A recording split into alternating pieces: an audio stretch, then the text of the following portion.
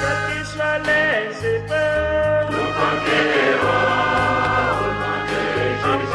Jésus, quelle que soit l'adversité,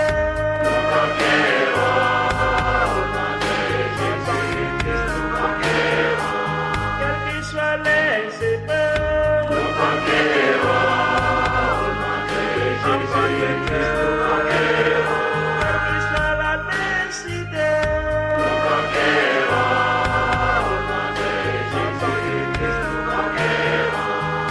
nous sommes soldats pour l'évangile. L'évangile au nom de Jésus-Christ nous conquérons. Nous sommes guerriers pour l'évangile. L'évangile au nom de Jésus-Christ nous conquérons. Nous sommes soldats pour l'évangile. L'évangile au nom de Jésus-Christ nous conquérons. Nous sommes guerriers pour l'évangile. L'évangile au nom de Jésus-Christ nous conquérons. Quelle que soit l'adversité, nous conquérons. Au nom de Jésus-Christ nous conquérons. Quelles que soient les épreuves, nous conquérons. Au nom de Jésus-Christ nous conquérons.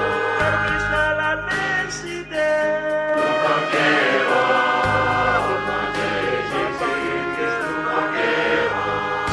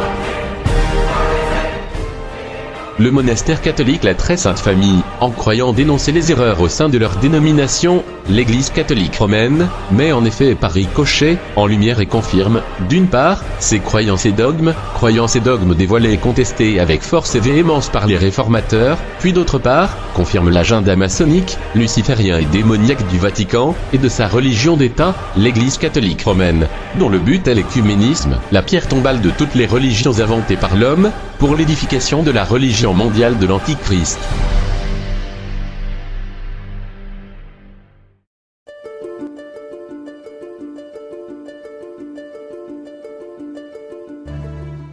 Récemment, l'antipape François a nommé un promoteur notoire de l'homosexualité, le soi-disant père Timothy Radcliffe, comme consultant du pseudo-conseil pontifical Justice et Paix. François a aussi envoyé récemment un message vidéo dans lequel il admettait que son enseignement était, je cite, « peut-être une hérésie », et ce, immédiatement, avant de se mettre à enseigner cette hérésie, et renier ouvertement le dogme catholique. Y me viene a la mente decir algo que puede ser una insensatez. O quizás una herejía. François a aussi enseigné qu'il ne fait aucune différence qu'on soit catholique ou pas. Il a rejeté le fait de convertir les athées, les juifs, les protestants et d'autres. De nos jours, ces actions et beaucoup d'autres encore laissent les observateurs de Rome dans un état de choc et d'étonnement face à ce qui se produit là-bas et pour ce qui est arrivé à ce qu'ils pensent être l'Église catholique après Vatican II. Cependant, ce que les multitudes ne parviennent pas à réaliser est que cette réaction est l'accomplissement direct d'Apocalypse 17:8. Comme l'expliquent nos vidéos, l'Apocalypse prophétise que la bête de la fin des temps sera une nouvelle version de l'Empire romain paganisé. Nous vivons l'accomplissement de cette prophétie. La bête qui était et n'est plus, c'est-à-dire l'Europe païenne, antichrétienne, sous l'Empire romain, laquelle fut finalement remplacée par l'Europe chrétienne, est revenue sous une nouvelle forme, c'est-à-dire en tant qu'une Europe antichrétienne et païenne, sous l'Union européenne. Le récent soi-disant mariage homosexuel du Premier ministre du Luxembourg, ainsi que l'acceptation du pseudo-mariage pour tous en Irlande, deux pays anciennement catholiques, ne sont que davantage d'exemples évidents de la transformation païenne de l'Europe dans les derniers jours, en accomplissement de la prophétie apocalyptique au sujet de la bête qui revient, c'est-à-dire à propos de l'Europe païenne sous l'Empire romain, qui fut remplacée par le règne du Christ et l'Europe chrétienne, revenant sous une nouvelle forme, l'Europe païenne sous l'Union européenne. La description de saint Jean de la femme assise sur la bête dans Apocalypse 17 correspond aussi précisément à la description de la femme Europe dans la mythologie grecque, car sa prophétie concerne l'Europe, politique et religieuse, dans les derniers jours. La prostituée de Babylone, c'est-à-dire la contre-église Vatican II dirigée depuis Rome dans les derniers jours, est bien sûr une composante cruciale de la bête des derniers temps, et représente sa direction spirituelle. Voilà pourquoi nous lisons dans Apocalypse 17:3 que la prostituée s'assoit au-dessus de la bête. La prostituée, c'est-à-dire la Rome apostate dans les derniers jours, a conduit l'Europe païenne, c'est-à-dire la bête, dans son apostasie du Christ, et a conduit à sa transformation spirituelle démoniaque. La prostituée a bien évidemment aussi répandu son apostasie et sa prostitution spirituelle sur toutes les nations de la terre. Toutes les nations ont bu du vin de sa prostitution. La vénération de l'image du roi païen, qui prétendait être Seigneur et Dieu, et amena l'idolâtrie dans l'Empire, c'est-à-dire l'antipape Jean-Paul II, est un autre aspect crucial de la bête de la fin des temps prophétisée, qui reflète ce qui est arrivé dans l'Empire romain paganisé. Ceci est couvert en détail dans nos vidéos. Néanmoins, dans la présente vidéo, je veux attirer votre attention sur l'étonnement que mentionne l'Apocalypse en ce qui concerne les partisans de la prostituée de Babylone et de la bête. Nous assistons actuellement à cet étonnement et cette stupeur prophétisée dans toutes les composantes de la bête. Les actions de la Rome post-Vatican II sont à l'origine d'une énorme consternation au sein des partisans conservateurs de la secte Vatican II. Les scandales, le modernisme, la répression de la tradition, l'échec à discipliner les dissidents, la révolution liturgique, les hérésies, l'abandon de l'enseignement catholique traditionnel, les propos incroyables qu'ils voient émaner de François et d'autres, les ont laissés étonnés, perturbés et confus. Ils sont choqués de voir ce qui transparaît à Rome et ce que cela a répandu à travers l'Europe et le reste du monde. The media doesn't help at all because the media is on the other side and uses the Pope's words to bash Catholic activists in America and all over the West. We have sometimes been shocked by things that we have heard. C'est la réaction dominante des soi-disant conservateurs face à ce qui est arrivé dans la période post-Vatican II. Ils ne peuvent tout bonnement ni l'expliquer ni le comprendre. Ils sont franchement confus et perplexes, et ne savent pas où tout ceci les emmènera au final. Ils ne peuvent que s'étonner avec stupéfaction, et penser « mais que se passe-t-il » C'est comme si l'Église catholique était devenue païenne. Mais pourquoi cela arrive-t-il ? Bien que je puisse m'étendre sur ce point, à l'aide d'exemples multiples sur cette façon qu'ont les gens à réagir ainsi, il suffit de dire que cette réaction est exactement ce à quoi se réfère l'Apocalypse quand elle prophétise l'étonnement, la stupéfaction, l'admiration troublée qui tombe sur les partisans de la prostituée de Babylone et de la bête. C'est exactement ce dont il est fait référence dans Apocalypse 17:8. Les habitants de la terre, ceux dont le nom n'a pas été inscrit dès la création du monde dans le livre de vie, s'étonneront en voyant que la bête existait, qu'elle n'existe plus et qu'elle reparaîtra. Le mot grec dans Apocalypse 17:8, traduit en de nombreuses versions par s'étonneront, est tamatessantai. Cela vient du verbe tamazo, qui signifie être étonné, s'émerveiller, admirer. Dans Apocalypse 17:8, tamatessantai pourrait aussi se traduire par « ils seront étonnés » ou émerveillés. Le verbe tamazo peut signifier le fait d'être impressionné de façon extraordinaire ou perturbé par quelque chose. Par conséquent, tamazo ne signifie pas nécessairement un étonnement dans un sens positif. Il peut se référer à un étonnement positif ou négatif. En effet, avant que l'ange n'explique le mystère à saint Jean, c'est-à-dire lorsque ce dernier ne voyait qu'une vision et avant qu'il ne comprenne les faits impliqués, ce dernier s'étonnait, avec stupéfaction et confusion, en voyant la Rome prétendument chrétienne catholique se comporter dans les derniers jours comme la Rome païenne. En la voyant, je fus saisi d'un grand étonnement. L'ange me dit « Pourquoi t'étonnes-tu ? Je te dirai le mystère de la femme et de la bête qui la porte, celle qui a les 7 têtes et les 10 cornes. La bête que tu as vue existait et n'existe plus. Elle va monter de l'abîme et s'en aller à la perdition.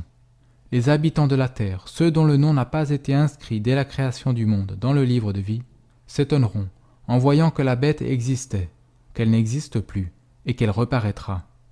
Or, pour bien comprendre cela et reconnaître en quoi ce que nous discutons présentement est réellement l'accomplissement de la prophétie, il faut réaliser que l'ange parle ici de la perspective d'un moment dans le temps se déroulant avant que ne survienne la version de la bête de la fin des temps. L'ange emmène saint Jean jusqu'au point dans le temps se déroulant tout juste avant qu'elle ne surgisse. Voilà pourquoi il dit que la bête est sur le point de monter. Elle reparaîtra. Il est dit que ce point dans le temps, juste avant que n'arrive la version de la bête de la fin des temps, est lorsque 5 des rois sont tombés. Comme l'expliquent nos vidéos, les rois sont les rois de la cité-État Vatican. Et la prophétie s'est accomplie de façon frappante, car l'Union européenne, c'est-à-dire la bête, a surgi durant le règne du 6e roi de la cité-État Vatican, lorsque 5 étaient tombés, durant le règne de Jean-Paul II. C'est quand la bête, dans sa forme complète, tant politiquement que religieusement, est réellement montée. Elle s'est élevée politiquement dans la forme de l'Union européenne, et spirituellement avec le roi à Rome, Jean-Paul II, prétendant être Seigneur et Dieu, tout comme le faisaient les rois païens de l'Empire romain. Ainsi, la bête, la nouvelle version de l'Empire romain, est véritablement montée lorsque 5 des rois sont tombés. Pour avoir la preuve absolue que Jean-Paul II prétendait être Seigneur et Dieu tout au long de son antipapauté, à commencer par son homélie d'ouverture, veuillez regarder notre vidéo « La prédication de Jean-Paul II ». Puisque l'ange parle d'une perspective se déroulant avant que ne surgisse la bête de la fin des temps, il dit que la bête n'est plus. La bête n'est plus dans cette période de temps, car le nouvel empire romain paganisé sous l'Union européenne ne s'est pas encore formé. Il est sur le point de se former. Par conséquent, dans ce point dans le temps, l'empire romain paganisé était. Il existait par le passé et fut remplacé par l'Europe chrétienne. Voilà pourquoi l'ange dit que la bête était et n'est plus. Mais l'ange continue. Il dit que la bête qui était et n'est plus est sur le point de reparaître. La bête va revenir sous une nouvelle forme, et quand elle le fera, le peuple s'étonnera. Les gens seront choqués, confus, perturbés et étonnés de voir ce qui se passe à Rome et en Europe. À présent, considérez que la bête empire romain paganisé, qui domina en son temps la zone européenne, était tout simplement appelée Rome. Même à notre époque, dans des livres et des articles, les gens se réfèrent à l'Empire romain en son tout, et aux choses qu'elle a faites, simplement par le nom Rome. Rome a construit des routes, Rome a fait ceci, Rome a fait cela, se référant à l'Empire en son tout. Dès lors, le terme Rome représente véritablement tant la capitale de l'Empire que l'Empire en son tout. C'est parce que la bête, l'Empire, était un empire romain. Elle était conduite par Rome. Ainsi, il est absolument vrai de dire que la bête qui était est la Rome païenne, pour le dire tout simplement. Comprenant cela, songez à la prophétie de cette façon. Les habitants de la terre, ceux dont le nom n'a pas été inscrit dès la création du monde dans le livre de vie, s'étonneront en voyant que la Rome païenne existait, qu'elle n'existe plus et qu'elle reparaîtra. Vous saisissez ? La prophétie de Saint Jean concerne la Rome perdant la foi et devenant le siège de la bête. La prophétie entière est à propos de ce qui est arrivé à Rome après Vatican II, et ce que nous voyons en ce moment même. Cette transformation de Rome a évidemment des ramifications pour toute l'Europe et le monde. Quand on comprend que la prophétie concerne Rome devenant païenne ou perdant la foi, on peut voir en quoi il est parfaitement sensé que le peuple qui suit Rome Vatican II s'étonne. Ils sont perplexes, stupéfaits et choqués de voir Rome qu'ils s'attendent à être catholiques se comporter en païen. Ceci est l'accomplissement de la prophétie. La confusion et la révolution post-Vatican II tout entière est représentée dans ce verset. De plus, la prophétie fait preuve d'une précision frappante, car l'étonnement ou l'admiration pour la bête et la prostituée n'est pas seulement présent parmi les éléments soi-disant conservateurs de l'Église. Il est aussi présent dans les rangs des libéraux.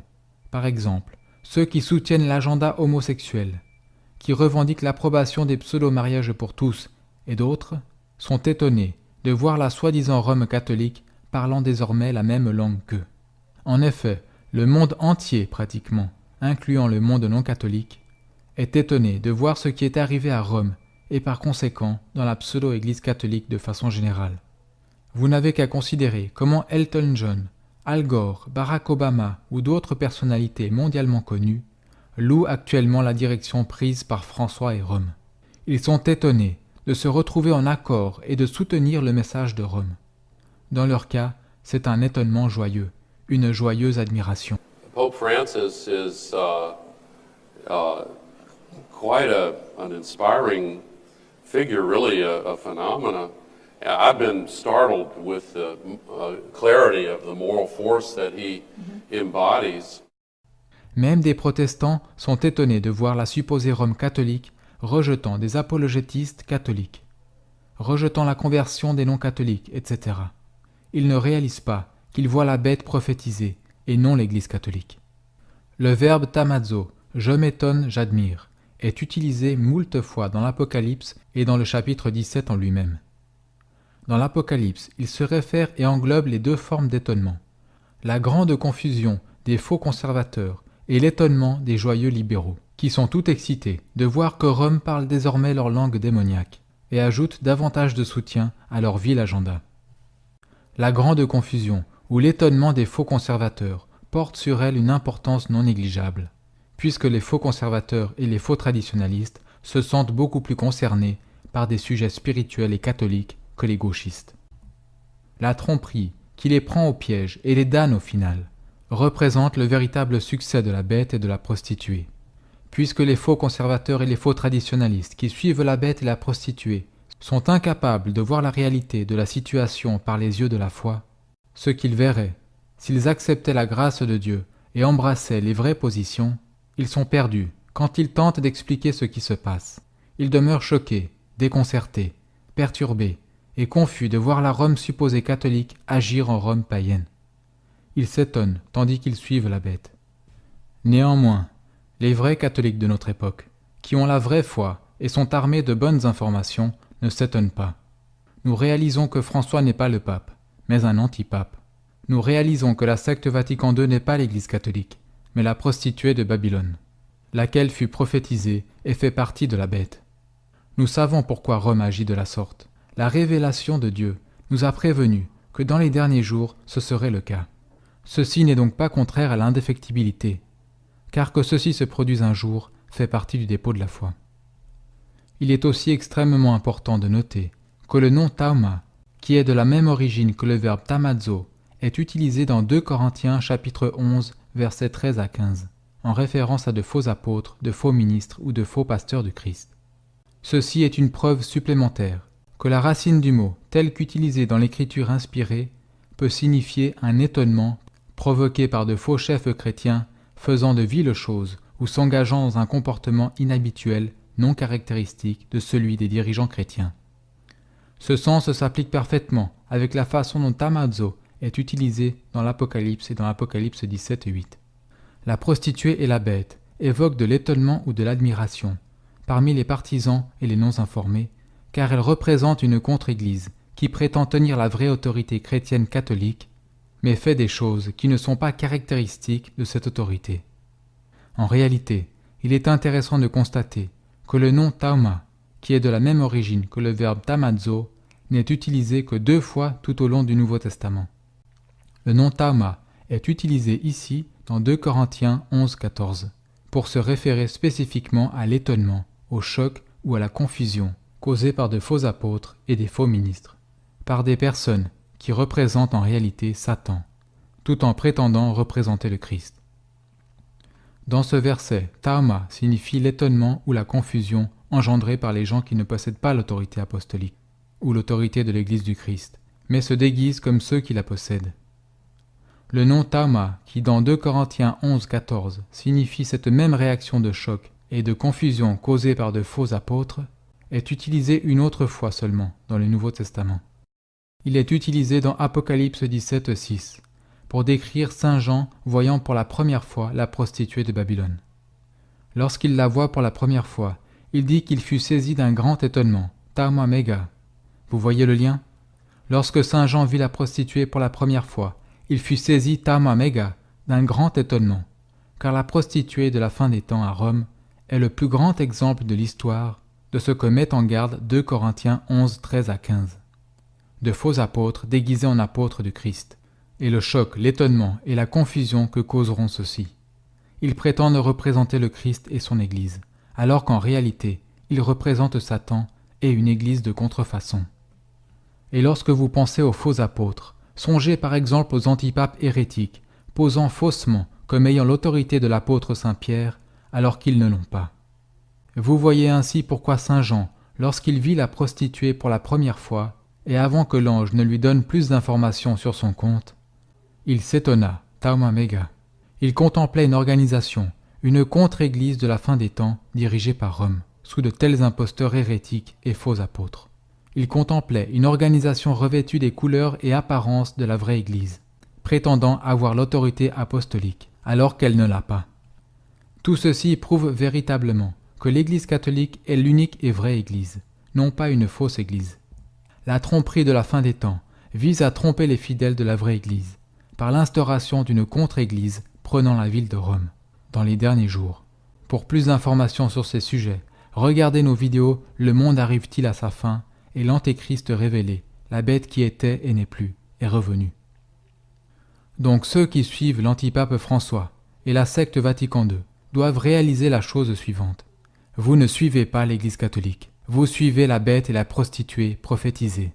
Sortez du milieu d'elle et embrassez la vraie foi catholique, la foi catholique traditionnelle, en dehors de laquelle il n'y a pas de salut.